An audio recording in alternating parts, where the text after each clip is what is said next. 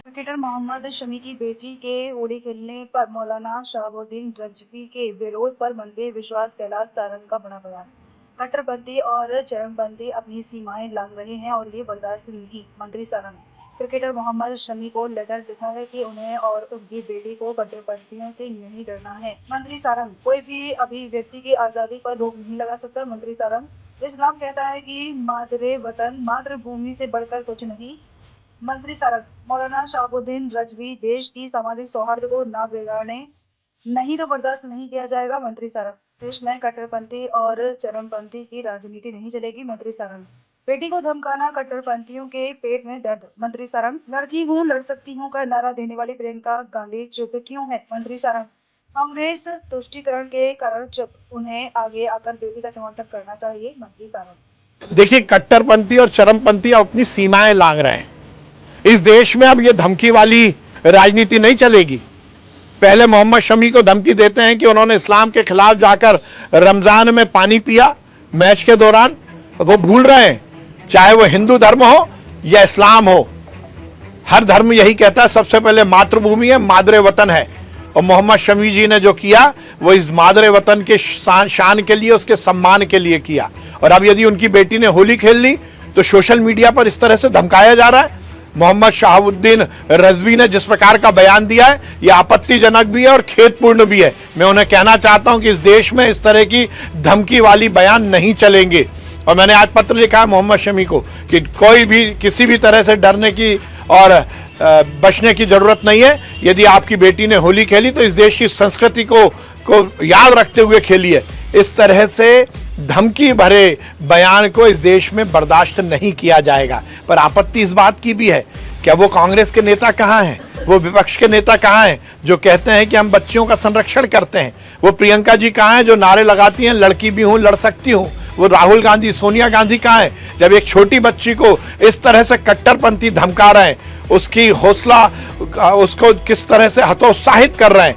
इस विषय में तो उनको आगे आना चाहिए ना। पर आज ये सिद्ध हुआ है कि कांग्रेस और विपक्ष के नेता केवल तुष्टीकरण की राजनीति करते हैं। इस देश में अब तुष्टीकरण की राजनीति, चरमपंथियों की राजनीति और कट्टरवादी राजनीति नहीं चलेगी। मैं मौलाना शहाबुद्दीन रिजवी को कहना चाहता हूं कि अपने बयान को वापस लें और इस देश के सामाजिक और धार्मिक सौहार्द को बिगाड़ने की कोशिश ना करें। भैया आगे हो, थोड़ा पीछे हो जाओ यार, इधर वो क्या बोलते हैं, क्या नाम है? इस देश में जिस प्रकार से चरमपंथी और कट्टरपंथी अपनी सीमाएं लांघकर बयान दे रहे हैं, यह आपत्तिजनक है। जिस प्रकार से इस देश के स्टार क्रिकेटर मोहम्मद शमी की बेटी की होली खेलने पर मौलाना शहाबुद्दीन रजवी ने जिस प्रकार से बयान दिया है वो आपत्तिजनक भी है और खेदजनक भी है। ये वही मौलाना शहाबुद्दीन रजवी हैं जिन्होंने पहले मोहम्मद शमी को रमजान के समय क्रिकेट खेलते हुए पानी पीने पर आपत्ति दर्ज की थी। वो ये भूल रहे हैं देश में कोई भी धर्म हो, दुनिया में कोई भी धर्म हो, चाहे वो वेद हो या वो कुरान हो, यही सबसे पहले कहा जाता है कि सबसे पहले मातृभूमि है, मादरे वतन है। मोहम्मद शमी यदि मादरे वतन के सम्मान के लिए, उसकी आन और शान के लिए खेल रहे हैं और उस पर इस तरह से आपत्ति करना वो भी खेदजनक था। और धन्नी मुन्नी बेटी मोहम्मद शमी की जिस प्रकार से उसने होली खेली और उसको धमकाने की जो कोशिश की गई है, यह सहन नहीं किया जाएगा। मैंने मोहम्मद शमी को पत्र लिखा है और ये कहा है कि चरमपंथी और कट्टरपंथियों से डरने की जरूरत नहीं है। पर आपत्ति इस बात पर भी है कि अब वो कांग्रेस और विपक्ष के नेता कहां गए जो कि कहते हैं कि हम बेटियों का संरक्षण करना चाहते हैं। यदि एक बेटी पर इस तरह से धमकी दी जा रही है तो वो प्रियंका गांधी, सोनिया गांधी, राहुल गांधी कहाँ हैं? वो प्रियंका गांधी कहती थी ना लड़की हूं लड़ सकती हूं। अब एक नन्ही मुन्नी बेटी को कट्टरपंथी धमका रहे हैं तो कांग्रेस चुप बैठी हुई है, विपक्ष के नेता चुप बैठे हुए हैं। इस देश में तुष्टीकरण, कट्टरपंथी और चरमपंथी की अब राजनीति नहीं चलेगी। मैं मौलाना शहाबुद्दीन रज़वी को भी कहना चाहता हूं कि इस देश का सामाजिक सौहार्द ना बिगाड़े।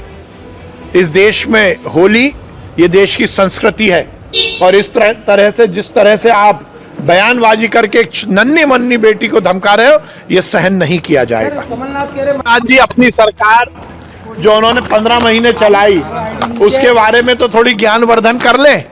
कमलनाथ जी की सरकार में चपरासी से लेकर और चीफ सेक्रेटरी तक केवल और केवल भ्रष्टाचार होता था। कांस्टेबल से लेकर और डीजी तक केवल और केवल भ्रष्टाचार होता था। हर एक पोस्टिंग के पैसे लिए जाते थे। वल्लभ भवन की 5वीं मंजिल दलालों का अड्डा बन गया था कमलनाथ जी के समय। कमलनाथ जी मुझे लगता है कि अपनी फ्रस्ट्रेशन के कारण इस तरह की बातें कर रहे हैं। सर, मामले पर